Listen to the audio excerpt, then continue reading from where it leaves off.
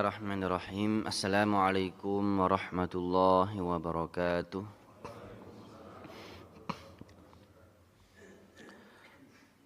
Alhamdulillahi rabbil alamin. Wassalatu wassalam ala ashrafil anbiya'i wal mursalin Sayyidina Muhammadin wa ala alihi wa sahbihi wa man tabi'ahum bi ihsanin ila yaumiddin. Rabbi shrah li sadri wa yassir li amri wahlul 'uqdatam min lisani yafqahu qawli. Rabbana zidna ilma warzuqna fahma. Allahumma 'allimna ma yanfa'una wanfa'na bima 'allamtana wa zidna ilma. Allahumma faqihna fid din wa 'allimna at-ta'wil. Waftah lana futuhal arifin birahmatika ya arhamar rahimin. Allahumma amin. Alhamdulillah jamaah Bapak Ibu yang dirahmati Allah Subhanahu wa taala. Di pagi hari ini sambil ditemani rintik-rintik hujan. Tadi saya di tengah perjalanan gerimis dari rumah ya, Masya Allah di Gamping. Mudah-mudahan turunnya hujan ini bisa membawa rahmat dan keberkahan dari Allah Subhanahu wa taala. Salawat beriring salam kita haturkan kepada baginda Nabi besar kita Rasulullah Muhammad sallallahu alaihi wasallam, kepada keluarganya, para sahabat dan orang-orang yang senantiasa mengikuti sunnah beliau hingga tegaknya hari kiamat kelak. Ikhwan dan akhwat, Bapak Ibu yang dirahmati Allah Subhanahu wa taala. Pada kesempatan kali ini mari kita awali dengan rasa syukur kita kepada Allah Subhanahu wa taala setelah kita melaksanakan salah satu ibadah mahdhah, yaitu salat subuh secara berjamaah, yang akan kita lanjutkan dengan thalabul ilmi, sama-sama kita kaji dan pelajari di antara firman Allah tentang turunnya syariat siam ya. Memahami makna, menyelami makna tentang syariat siam ya. Bagaimana puasa, hikmah puasa, dan tarikh tasyri', yaitu sejarah syariat puasa. Bapak Ibu rahimakumullah, mungkin kita semua sudah hafal ayat tentang puasa. Setiap tahun dibaca, setiap tahun diulang-ulang, setiap tahun disampaikan. Yang dalam surah Al-Baqarah ayat yang ke 183, yang Allah berfirman, a'udzubillahi minasyaitonirrajim. Ya ayyuhalladzina amanu kutiba alaikumus shiyam kama kutiba alal ladzina min qablikum la'allakum tattaqun. Bapak Ibu, ayat ini adalah salah satu ataupun satu ayat yang menjelaskan dengan gamblang bagaimana wajibnya puasa di bulan Ramadan. Namun pertanyaannya, syariat puasa ini diperintahkan ketika Rasulullah masih di Mekah atau ketika sudah di Madinah? Puasa itu disyariatkan ketika Rasulullah masih di Mekah atau ketika sudah di Madinah? Di mana Pak, Bu? Di Madinah. Di Madinah. Makanya ayat ini termasuk ayat Madaniyah. Ayat yang diturunkan ketika Rasulullah sudah di Madinah. Berarti sebelumnya ketika baginda Rasulullah di Mekah, berapa tahun Bapak Ibu? 13 tahun. Itu belum ada syariat puasa. Belum ada perintah untuk berpuasa di bulan suci Ramadan. Maka pada waktu di Mekah sebelum hijrah, syariat yang paling diprioritaskan pada saat itu puasa, sholat. Sholat, belum ada perintah puasa di bulan Ramadan. Tetapi ada wajibnya berpuasa tapi bukan puasa di bulan Ramadan. Ini perlu kita perhatikan. Bahwa bukan berarti Rasulullah dan para sahabat di Mekah itu belum berpuasa Ramadan, tidak berpuasa sama sekali. Disebutkan bahwa beliau dan para sahabat tatkala masih di Mekah, puasa wajibnya itu puasa Asyura. Puasa Asyura. Kapan itu? Di bulan Muharram. Di tanggal 10. Itu wajib. Dulu hukumnya wajib. Sekarang sunnah. Sama, ada beberapa ibadah yang dulunya wajib, sekarang sunnah. Contohnya apa? Qiyamul Lail, salat tahajud. Itu dulu sebelum turun sholat 5 waktu, Rasulullah dan para sahabat itu sholat Qiyamul Lail dan hukumnya wajib. Kemudian berubah menjadi sunnah. Puasa Asyura. Kemudian yang satu lagi ada yang puasa wajib, sifatnya wajib. Belum ada puasa Ramadan, yaitu puasa apa? Bapak Ibu? Ayyamul Bid. Jadi puasa Ayyamul Bid itu dulu wajib. Sekarang menjadi sunnah. Sehingga dulu hampir tiap bulan, tepat tanggal berapa Ayyamul Bid itu Pak, Bu? 13, 13, 14, 15. Itu wajib tiap bulan. Ditambah satu hari Asyura, tanggal 10 bulan Muharram. Bertahun-tahun, selama kurang lebih 13 tahun, beliau dan para sahabat melakukan ibadah tersebut. Sehingga tatkala hijrah ke Madinah, tepatnya di tahun kedua bulan Sya'ban. Sekarang kita bulan apa? Sya'ban. Allah turunkan ayat ini. Ya ayyuhalladzina amanu kutiba alaikumusiyam kama kutiba alal ladzina min qablikum la'allakum tattaqun. Maka syariat tadi puasa Asyura, puasa Ayyamul Bid itu dihapus kewajibannya, diganti dengan puasa Ramadan. Tapi menariknya begini Bapak Ibu sekalian. Di dalam ayat ini Allah menggunakan lafaz atau redaksi kutiba. Yang mana kalau kita baca di ayat-ayat yang lain, ada beberapa ayat yang Allah menggunakan lafaz kutiba. Contoh, ya ayyuhalladzina amanu kutiba alaikumul qisasu fil qatla. Wahai orang-orang yang beriman, diwajibkan atas kalian apa? Qisas. Di dalam ayat yang lain Allah juga berfirman apa? Kutiba alaikumul qital wa huwa kurhul lakum. Diwajibkan atas kalian berjihad, berperang, walaupun itu kalian tidak suka, walaupun kalian itu benci. Ya, jihad itu wajib dulu. Ya. Fardu kifayah. Ya, sampai sekarang.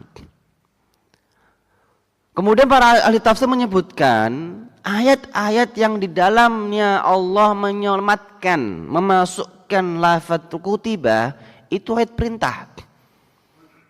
Ayat perintah.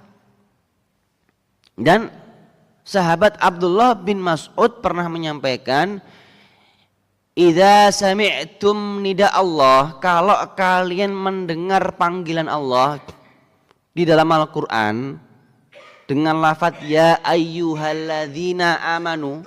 Jadi kalau panjenengan baca Bapak Ibu di dalam Al-Qur'an kok ada ayat diawali dengan ya ayyuhalladzina amanu, kata Abdullah bin Mas'ud, far'au sam'akum, maka pasang baik-baik telinga kalian. Karena di dalamnya ada dua hal biasanya kata beliau. Pertama, perintah syariat, atau yang kedua larangan untuk menjauhi. Nah, di dalam ayat ini perintah. Kutiba itu perintah, diwajibkan. Maka ahli tafsir menyebutkan setiap ayat yang Allah sematkan di dalamnya ada redaksi kutiba fihi syiddah wal masyaqqah. Ayat itu susah dan berat. Ayat itu susah dan berat. Kalau kita renungi, puasa kita itu Ramadan susah tidak? Gampang kayaknya. Mudah. Apalagi kita tinggal di Indonesia yang notabene cuacanya, iklimnya itu negara tropis. Yang mungkin kalau tidak musim penghujan, musim kemarau, yang suhunya itu masih normal. Semua manusia masih bisa beradaptasi. Tapi kalau di negara Timur Tengah, Bapak Ibu, di Saudi, ya, di Sudan, di Yaman, ya, di Mesir, itu kalau bulan Ramadan puncak-puncaknya panas. Makanya kenapa disebut Ramadan, itu asal katanya romdo. Romdo itu orang Arab menyebutnya syiddatul har, puncaknya panas. Panasnya menyengat. Karena biasanya di bulan Ramadan itu panas suhu derajatnya itu bisa sampai 45 derajat. Kira-kira di Indonesia paling panas berapa derajat, Pak? Ada sampai 40? Enggak sampai 40. Tidak sampai 40. Ya, makanya di Mekah, di Haramain, di Masjid Nabawi atau di Masjidil Haram itu biasanya dikasih kipas-kipas itu kan. Bagi yang pernah umrah atau haji, itu kan untuk mendinginkan suhu. Di Masjid Nabawi ada payung-payung itu di setiap payungnya ada alat untuk menurunkan suhu. Kenapa? Kalau udah musim panas, wah luar biasa panasnya. Sampai 45 derajat. Nah, kutiba alaikumusyaum fihi syiddah wal masyaqqah. Syariat ini susah dan berat. Kenapa? Kutiba alaikumul qisas. Qisas itu berat atau mudah? Berat. Makanya enggak diterapkan di negara kita. Nah, kalau diterapkan dah enggak ada semua itu pembunuhnya, hilang semua. Ya. Kutiba alaikumul qital wa huwa kurhul lakum. Syariat jihad, syariat perang itu wajib dalam agama Islam. Berat. Meninggalkan keluarga, meninggalkan istri, meninggalkan anak, meninggalkan harta, bahkan mengorbankan jiwa dan nyawa, berat. Puasa, apa korelasinya? Padahal kalau kita renungi puasa ya puasa biasa. Ternyata Bapak Ibu, kalau kita baca lagi sejarah fase-fase awal turunnya syariat puasa, itu berat. Dan puasanya sahabat dahulu tidak seperti puasa kita sekarang. Kita sekarang sudah enak. Kenapa? Sudah mengalami fase takhfif.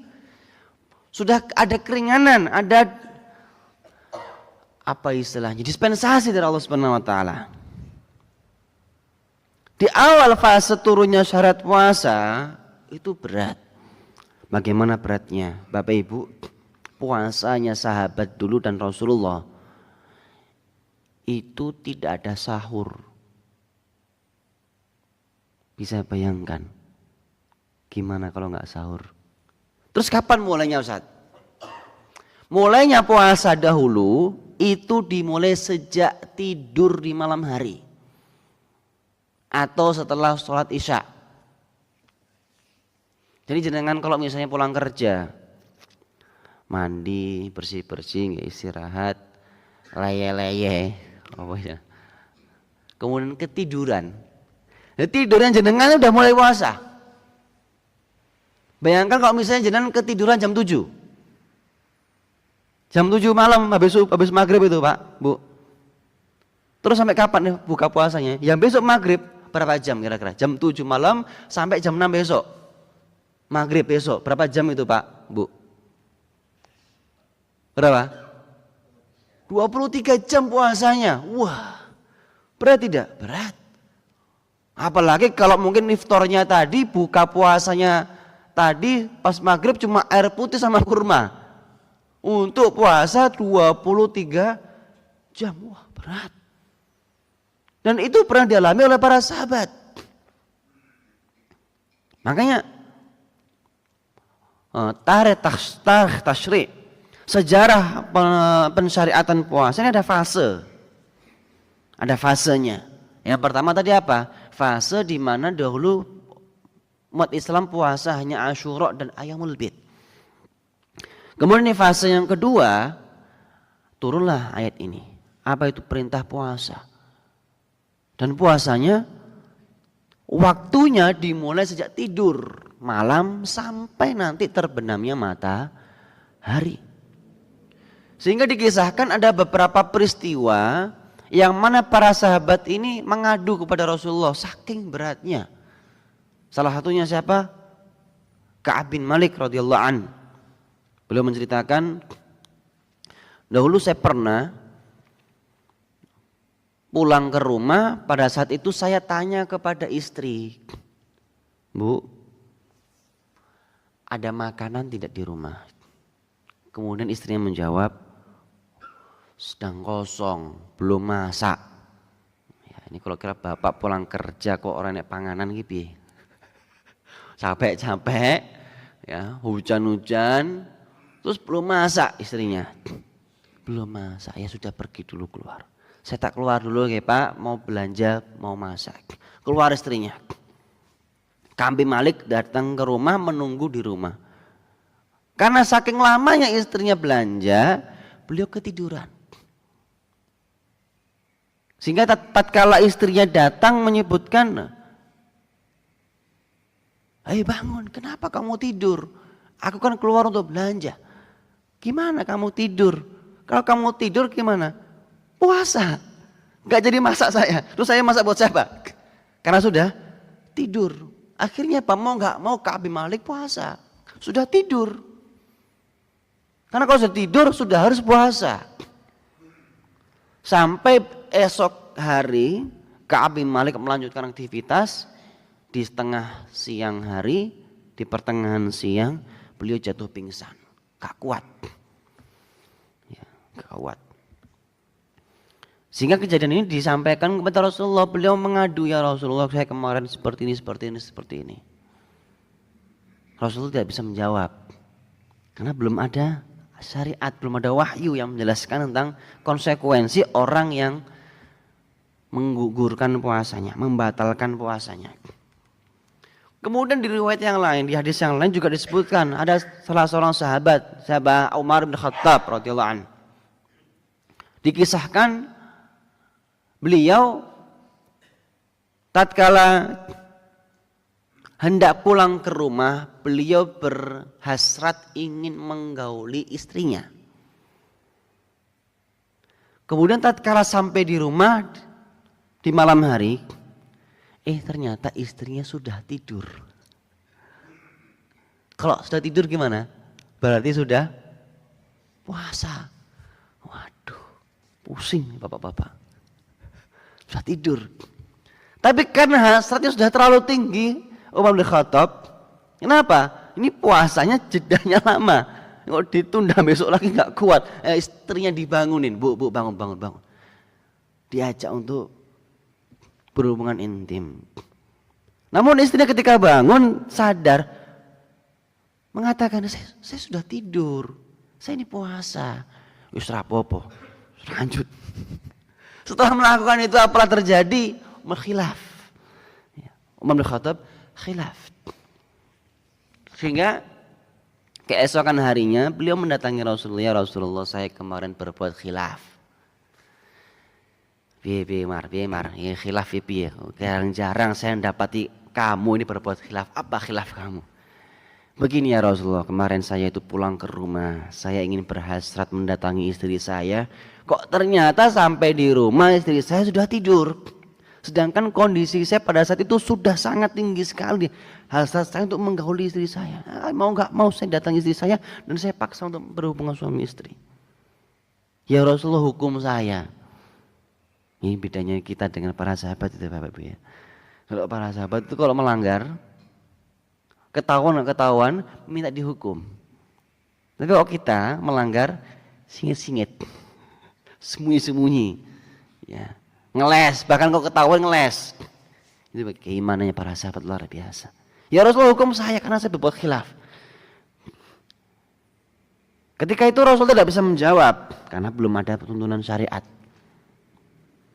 Memang dilarang kalau berpuasa tidak boleh berjima, tapi pada waktu itu belum ada tuntunannya. Sehingga pada ayat ini, di ayat berikutnya Allah berikan keringanan. Di fase berikutnya, fase yang ketiga apa? Ayyaman ma'dudat. فمن كان منكم مريضا أو على سفر فعدة من أيام أخر. Hari berpuasa itu hanya beberapa hari saja. فمن كان منكم مريض أو على سفر فعدة من أيام أخر. Barang siapa yang sakit atau dia melakukan safar, boleh diganti di hari yang lain. Karena memang berat. Kalau udah safar boleh untuk menggugurkan puasa, walaupun nanti ada ketentuannya, nanti kita jelaskan kalau waktunya ada. Wa 'alal ladzina yutiqunahu fidyatun ta'amu miskin faman tatawwa'a khairan fahuwa khairul lah wa an tasumu khairul lakum in kuntum ta'lamun. Di ayat ini Allah berikan keringanan. Apa itu? Yang mau berpuasa silahkan puasa, lanjutkan. Yang tidak mau berpuasa bayar fidyah. Jadi diberikan dua pilihan, takhir. Apa? Yang mau puasa silahkan, yang tidak berpuasa bayar fidyah. Tapi pada saat itu para sahabat memilih puasa. Hanya orang tertentu, mungkin hanya wanita yang tidak mampu, orang-orang yang sudah tua, orang yang sedang punya uzur. Ya, tapi yang mereka sedang sehat, kuat, tidak ada uzur, mereka lebih memilih puasa. Sehingga kalau puasa konsekuensinya ya tadi, dari semenjak tidur sampai terbenam matahari. Ya, berat. Makanya di sini kita jelaskan tadi. Kenapa Allah menggunakan lafaz kutiba di awal fase puasa itu memang berat Bapak Ibu. Dan kita nggak mengalami. Kita sekarang sudah paling enak. Makanya syariat Rasulullah Muhammad itu paling enak. Di ayat yang tadi disebutkan, kama kutiba 'alal ladzina min qablikum.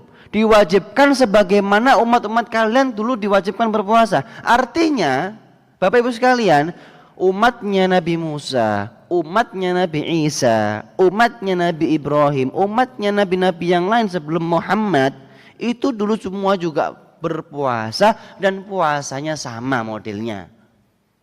Sejak kapan? Sejak tidur malam sampai terbenamnya matahari. Gak ada sahur, gak mengenal sahur.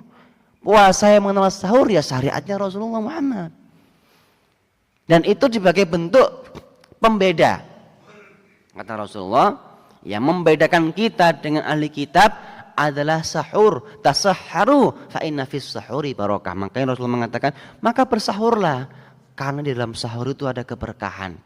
Sahur bukan hanya sekedar kita niat untuk menguatkan biar kita puasanya kuat, tidak. Tapi dalam sahur itu ada keberkahan, biar kita puasanya diberkahi oleh Allah Subhanahu wa taala. Dan sebagai bentuk pembeda dengan agama ahlu kitab. Orang Nasrani juga ada puasa Bapak Ibu. Orang-orang Yahudi juga ada puasa. Tapi puasanya mereka tidak ada sahur.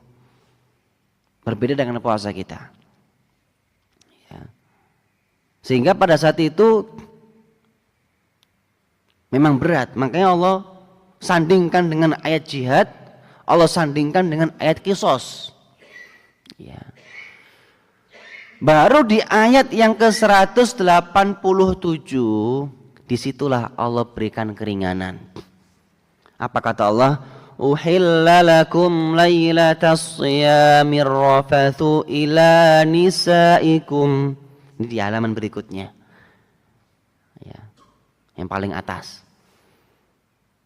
Dihalalkan untuk kalian pada malam hari puasa ar-rafathu ila nisaikum. melakukan hubungan suami istri kepada istri kalian. Nah, di ayat ini baru Allah berikan halal. Malam hari boleh berjima. Yang sebelumnya tidak boleh atau susah. Ya, karena terhalang dengan tidur. Hunna libasul lakum wa antum libasul lahun. Mereka adalah pakaian kalian dan kalian adalah pakaian mereka. Fal ana bashiruhunna ma kataballahu lakum, kata Allah, maka sekarang boleh, monggo silahkan berjima dengan istri-istri kalian. Ya, disitulah para sahabat sangat senang sekali. Ya. Kemudian kalau kita perhatikan tadi kembali kepada takhfif, keringanan. Banyak sekali Bapak Ibu keringanan-keringanan yang diberikan oleh Allah kepada umat Rasulullah. Tadi yang pertama tadi tentang puasa. Yang lain di antara bentuk keringanan apa? Zakatnya umat terdahulu itu 1/4 dari harta. Berarti kalau misalnya panjenengan punya 100 juta, zakatnya berapa? 25 juta. Nah, sekarang kita sebagai umatnya Rasulullah Muhammad SAW, zakatnya berapa? 2,5. Itu kalau kita punya uang 100 juta, berapa zakatnya Bapak Ibu? 2,5. Wah, paling enak itu. Ya, maksud beruntunglah kita menjadi umatnya Rasulullah. Dahulu umat-umat sebelum Nabi Muhammad itu kalau pakaian terkena najis Bapak Ibu itu dipotong, nggak boleh dipakai lagi, nggak bisa dicuci, nggak bisa, potong atau nggak dibuang. Bayangkan kalau itu syariat masih diterapkan sampai sekarang, jenengan tiap hari beli baju kayaknya Pak. Ibu-ibu tiap hari mungkin anaknya dibelikan baju itu. Kenapa kena najis terus? Karena pakaian kena najis umat terdahulu nggak boleh cuci, potong kalau nggak dibuang. Berat sekali. Syariat Muhammad cukup dicuci sudah menjadi suci. Enak. Puasa juga begitu. Umat terdahulu nggak ada sahur. Di syariat kita Rasulullah ada sahur. Ya. Nah, Bapak Ibu sekalian rahimakumullah. Ya ayyuhalladzina amanu kutiba alaikumus shiyam kama kutiba alal ladzina min qablikum la'allakum tattaqun. Ya.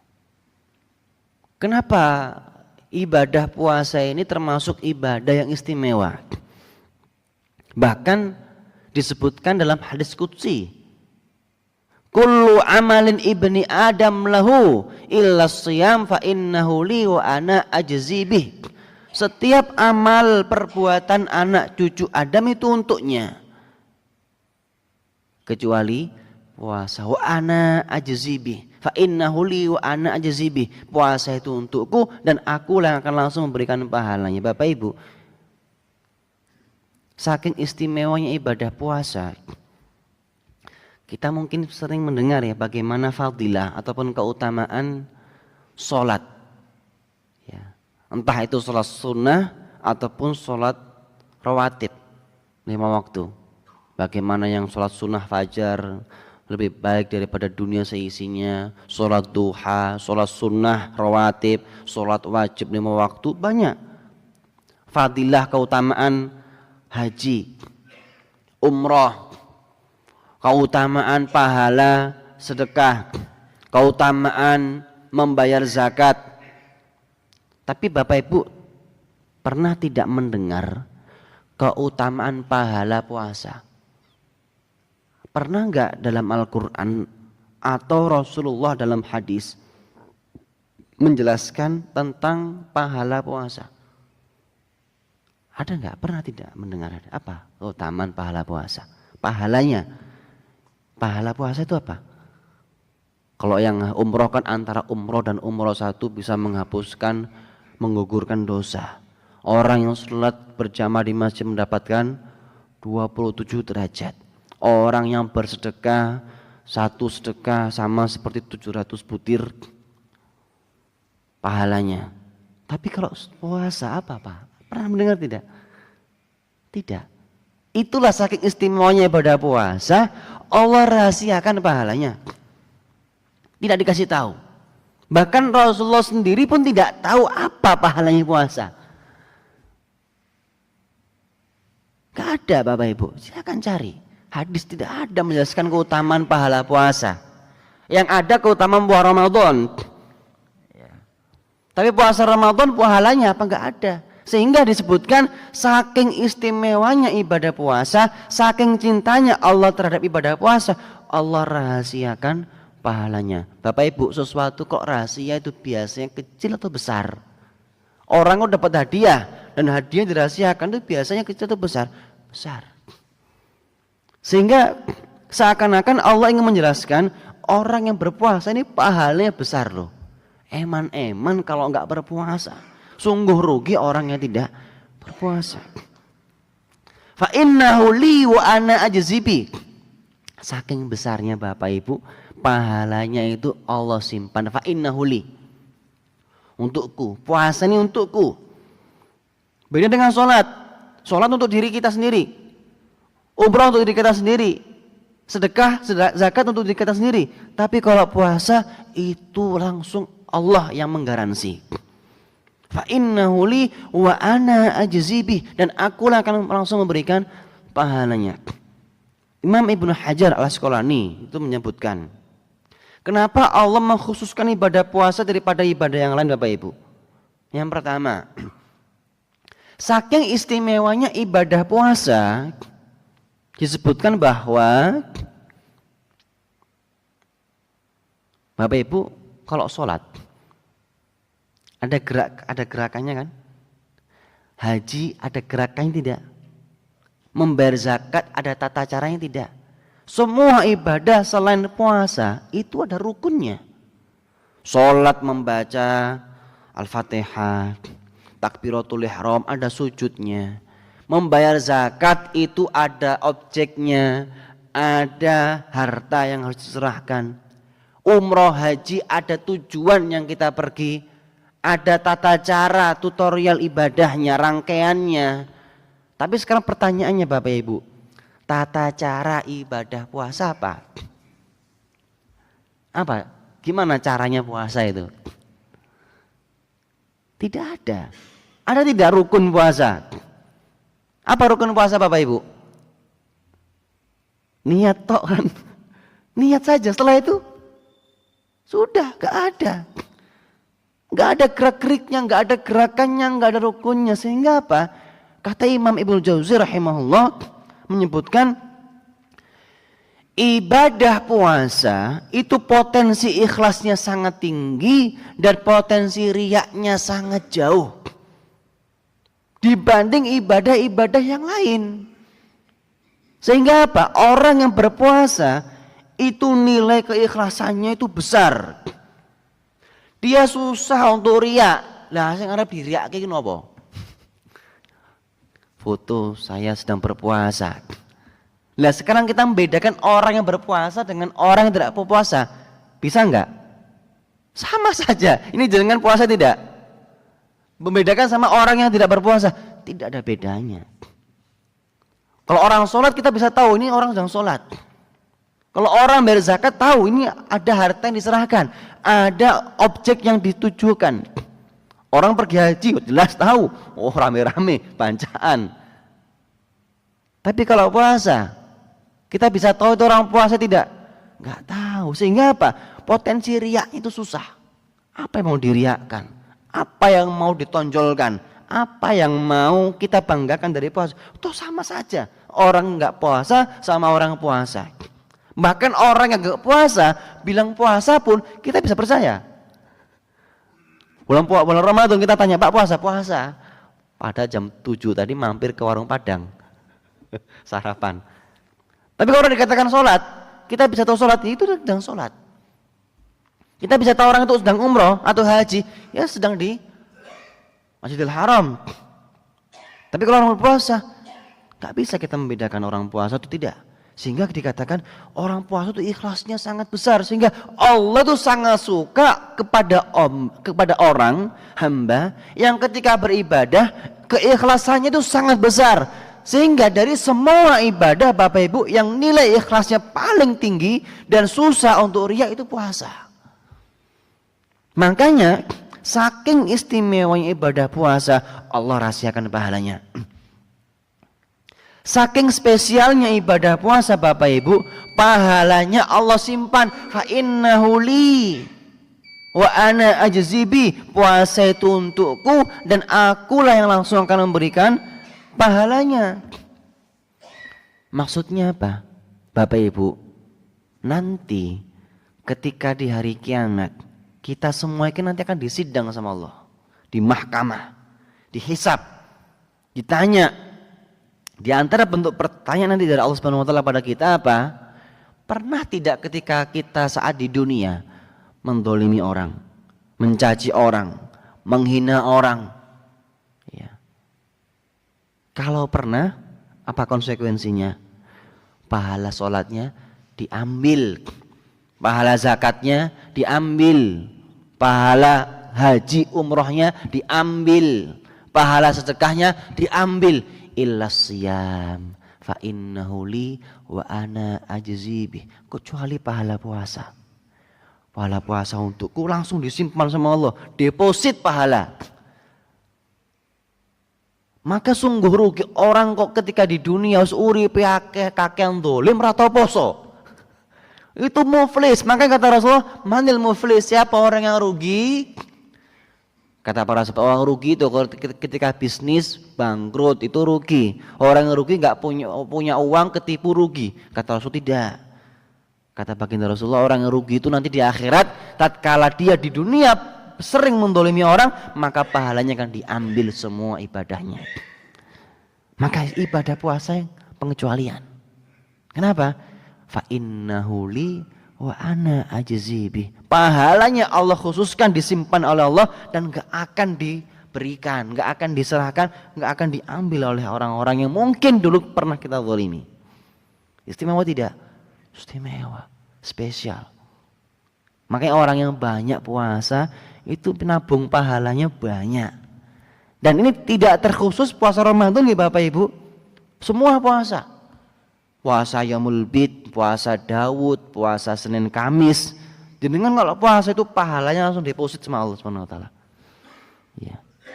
Deposit, enggak bisa diserahkan per orang lain. Makanya rajin-rajin puasa. Rajin-rajin puasa. Dan yang kedua, di antara bentuk keistimewaan ibadah puasa Bapak Ibu, kenapa Allah merahasiakan pahalanya? Bahkan Rasulullah sendiri, jangan cari hadis, gak ada keutamaan pahala puasa itu. Kenapa? Karena orang yang berpuasa itu adalah ibadatus sir. Puasa itu ibadah yang sifatnya rahasia. Yang tahu hanya dia dan Allah. Orang lain gak tahu. Walaupun kita mengatakan puasa, belum tentu kita puasa. Kalau ternyata paginya tadi beli gudeg. Sehingga orang itu benar-benar dia puasa atau tidak, yang tahu hanya dirinya. Dan Allah Subhanahu wa taala. Ya, makanya karena puasa itu sifatnya ibadah rahasia, maka Allah rahasiakan pahalanya. Tidak ada yang tahu. Saking besarnya, bahkan dalam Al-Quran Allah menyebutkan, innama yuwaffas sabiruna ajrahum bighairi hisab. Sesungguhnya orang-orang yang sabar itu pahalanya tidak terbatas, unlimited. Ini kurang berapa menit Pak? Kurang 10 menit nih. Tadi saya dengar katanya sampai suruk ya. Sesungguhnya orang yang sabar itu pahalanya tidak terbatas. Ahli tafsir mayoritas menyebutkan yang dimaksud sabar di sini puasa. Orang yang berpuasa pahalanya apa? Min ghairi hisab, tidak terbatas, unlimited. Kenapa? Bapak Ibu, orang yang berpuasa itu mengumpulkan seluruh aspek kesabaran. Karena sabar itu ada 3 Bapak Ibu ya. Sabar ada berapa? Ada 3. Yang pertama apa? Sabar dalam menaati perintah Allah. Ada tidak dalam sabar dalam puasa? Ada. Kita taat perintah Allah, sami'na wa ta'na, disuruh puasa. Sabar. Karena sabar itu bukan cuma kau dapat musibah. Sabar kau bukan cuma dapat cobaan. Kita dalam beribadah kan perlu sabar. Coba jenengan ini datang ke masjid. Sabar tidak ngantuk, sabar untuk menahan rasa capek, sabar untuk rela tadi hujan gerimis merelakan datang, itu kan sabar. Orang nggak sabar mending sholat di rumah. Orang nggak sabar ngapain ke masjid? Sabar tidak? Sabar. Dalam mentaat kepada Allah, ibadah itu perlu sabar. Kalau nggak sabar kita nggak bisa beribadah. Dalam puasa kita juga butuh sabar. Kenapa? Panas-panas, kerja, capek, nggak bisa minum, nggak bisa makan. Sabar. Yang kedua, sabar dalam menghindari larangan Allah. Bukankah dalam puasa kita menghindari larangan Allah? Yang asalnya kita boleh makan, dalam puasa makan itu haram. Yang asalnya kita boleh minum, ketika puasa minum itu haram. Suami istri, Bapak Ibu, hubungan suami istri berjima, hukum asalnya apa? Boleh, sunnah bahkan, berpahala. Tapi kalau puasa haram.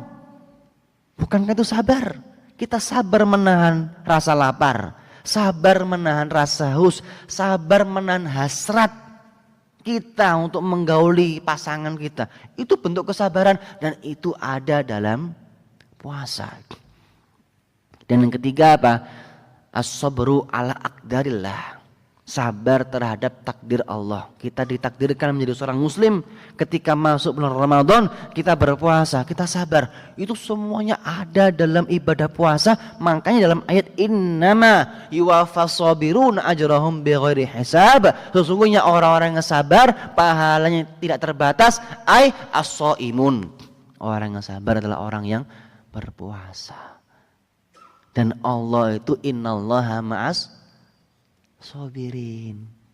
Allah itu senantiasa sama orang yang sabar. Dan orang yang berpuasa orang yang sabar. Maka ketika orang berpuasa itu adalah kondisi di mana orang paling dekat dengan Allah Subhanahu wa taala. Makanya dalam ayat ini, Bapak Ibu, ini kan ayat tentang puasa. Ya ayyuhalladzina amanu kutiba alaikumus syiyam. Kemudian ayat berikutnya apa? Ayyaman ma'dudat. Faman kana minkum maridun, itu tentang keringanan puasa. Syahrul Ramadan alladzi unzila fihil Qur'an. Bulan Ramadan adalah bulan di dalamnya turunkan Al-Qur'an. Kemudian ada takhfif nanti disebutkan di situ. Orang yang safar boleh tidak berpuasa, orang yang sakit boleh tidak berpuasa.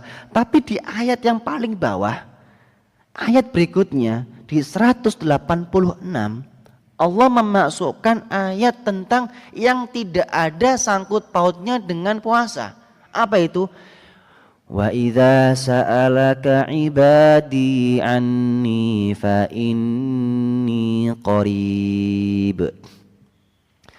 Ujibu da'watad da'i idza da'an. Falyastajibu li wal yu'minu bi la'allahum yarshudun. Ini ayat tentang apa Bapak Ibu? Tentang doa. Di ayat berikutnya, uhilla lakum lailatas shiyamir rafathu ila nisaikum. Dihalalkan untuk kalian di malam hari puasa untuk menjimai istri-istri kalian. Loh, sebelumnya Allah membahas tentang puasa. Setelahnya Allah membahas puasa. Kenapa Allah selipkan di tengah-tengah ayat puasa tentang doa? Di sini Allah ingin menjelaskan bagaimana orang ketika berpuasa itu posisi dan kondisi di mana dia paling dekat dengan Allah. Kalau sudah dekat dengan Allah, wa idza sa'alaka ibadi anni fa inni, doanya mustajab. Doanya apa? Mustajab. Orang yang berpuasa doanya mustajab. Maka ketika berpuasa banyak berdoa. Banyak berdoa. Waktunya kapan? Selama jenengan puasa itu waktu mustajab. Semenjak selesai sahur, terbitnya fajar itu kan puasa. Sampai nanti terbenamnya matahari itu mustajab semua. Semuanya mustajab. Banyak berdoa di waktu itu. Minta apa saja terserah. Kenapa? Fa inni qarib. Aku dekat. Karena Allah paling suka kalau kita itu berpuasa, sudah sabar, rela nggak makan, rela nggak minum, menjauhi istrinya, menjauhi suaminya, ini kan berat. Bagi orang yang nggak terbiasa berat. Ngopo kok poso, enak madang kok poso kan gitu. Buktinya apa? Banyak orang di siang hari mampir warung, banyak orang di siang Ramadan dia beli es, nggak puasa. Padahal kalau ditanya dia Muslim tidak, Muslim. Tapi karena dia nggak sabar, nggak puasa, sudah. Tapi kalau kita ingin disayang Allah, ingin dicintai Allah, ingin menjadi hamba bertakwa, makanya di situ ayat menjelaskan apa kata Allah? Kama kutiba alal ladzina min qablikum la'allakum tattaqun. Orang yang berpuasa itu ibadah yang paling mudah menjadi takwa. Kalau kita kepingin menjadi orang bertakwa, banyak puasa. Gampang. Karena di dalam puasa itulah Allah sangat mengistimewakan mereka. Allah sangat memberikan spesial. Saking spesialnya apa Bapak Ibu? Ramadan itu bulan spesial. Kenapa? Di dalamnya ada ibadah puasa. Diobral semua. Pahala diobral, ampunan diobral. Diobral semua. Yang mana disebutkan Ramadan itu kan syahrul Quran. Ya, Ramadan itu kan bulan Al-Quran. Di luar Ramadan, kita kalau membaca Al-Quran, itu kan pahalanya satu huruf berapa? 10 minimal. Ya. Di luar Ramadan Bapak Ibu, kalau kita beribadah, beramal soleh, kata Rasulullah, kullu amalin ibni Adam yudha'af lahul hasanatu bi asyri amthaliha ila sab'ati mi'ati di'fin. Setiap amal ibadah anak cucu Adam, ini di luar Ramadan, itu akan dilipat gandakan minimal satu kebaikan 10 pahalanya. Sampai berapa? 700. Illas siyam. Qala Allah Ta'ala illas siyam. Kata Rasulullah, Allah berfirman illas siyam, kecuali puasa. Fa innahu li wa ana ajzi bih. Kecuali puasa, karena puasa itu untukku dan akulah yang akan langsung memberikan pahalanya. Kita baca Quran itu kan minimal dapat 10 pahala. Maksimal berapa? 700. Ini di luar Ramadan Bapak. Di luar Ramadan. Berarti kalau di dalam Ramadan sama tidak? Tidak. Satu huruf itu bisa jadi 1000 pahala. Makanya disebutkan orang ketika dalam bulan Ramadan Bapak Ibu, para salaf dulu sibuknya apa? Baca Al-Quran. Jenengan baca Al-Fatihah tok saja, itu pahalanya berapa? Berapa huruf itu? Kalau di luar Ramadan kita maksimal bisa 700, tapi ketika bulan Ramadan itu bisa lebih dari 700. Makanya sungguh rugi kata Rasulullah apa? Raghima anfun man adraka Ramadan thumman salakha falam yughfar lah. Sungguh rugi orang yang mendapati bulan Ramadan kemudian dia lewat falam yughfar lah, dan enggak ada satupun dosa yang diampuni. Rugi. Rasulullah menggunakan redaksi raghima anfun. Raghima anfun dalam hadis kalau diterjemahkan itu celaka. Kok di buku-buku kitab-kitab. Tapi kalau kita kembalikan ke uslubnya orang Arab atau istilah orang Arab, itu roh gimana pun apa? Jelungup. Apa itu jelungup Bapak Ibu? Orang yang jatuh tersungkur hidungnya masuk ke tanah, itu roh gimana pun. Menandakan apa?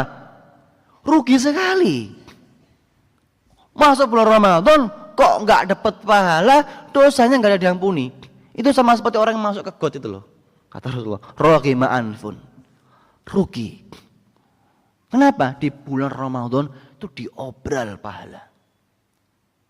Futihat abwabul jannah wa ghulliqat abwabun nar. Dibuka seluas-luasnya pintu surga dan ditutup serapat-rapatnya pintu neraka. Saking apa? Saking istimewanya bulan Ramadan. Kenapa? Di dalamnya ada ibadah puasa. Sampun nggih? kelewatan. Barakallahu fikum. Mohon maaf bila ada salah kata ataupun ucapan. Mungkin itu sedikit yang bisa kami sampaikan. Tidak ada pertanyaannya karena waktu sudah habis. Nanti ada pertanyaan kapan-kapan. Nanti saya protes sama jamaah. Kita tutup dengan membaca Al-Fatihah, alhamdulillah bersama-sama. Alhamdulillahirabbil alamin. Aqulu qouli hadza wa astaghfirullah lakum. Subhanakallahumma bihamdika asyhadu an la ilaha illa anta astaghfiruka wa atubu ilaik. Wabillahi taufiq wal hidayah. Assalamualaikum warahmatullahi wabarakatuh.